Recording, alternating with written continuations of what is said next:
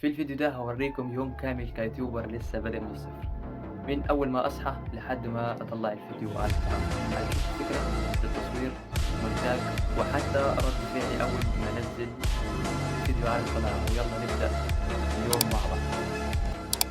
أول حاجة الصبح بقعد أفكر في الفيديو الجديد.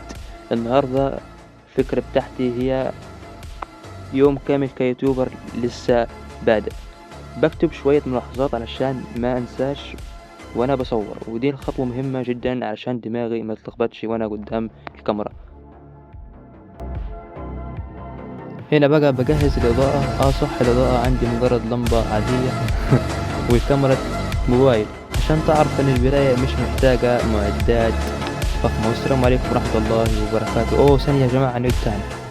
تصوير، ببدأ أمنتج على التطبيق اللي عندي، زي تطبيق كاب كات. بحاول أو تطبيق تاني بس ناسي اسمه، سأوريكم صورته فوق. وبحاول أضيف موسيقى وانتقالات بسيطة وحاجات هتشوفها أحسن يعني قدامك. دلوقتي برفع فيديو وبكتب عنوان والوصف. اللحظة ديت استناها أول مشاهدة وأول تعليق.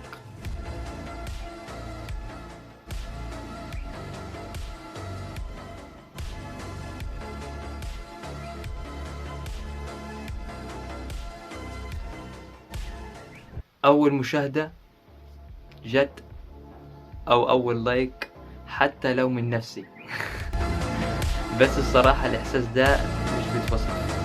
حتى لو المشاهدة قليلة شوية، ده حلم بيتحقق واحدة واحدة.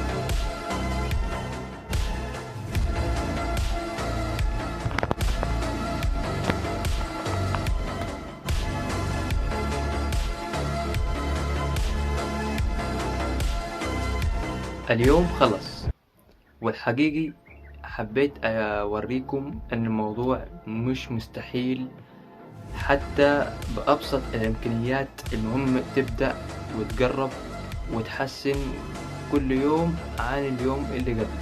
ولو الفيديو عجبك ما تنساش تدوس لايك وتشترك لو لسه ما اشتركتش، وتسيب لي في تعليق تحب تشوف مني يوم كامل تاني ولا لأ، وأرد على التعليقات الجاية بأسلوب كوميدي.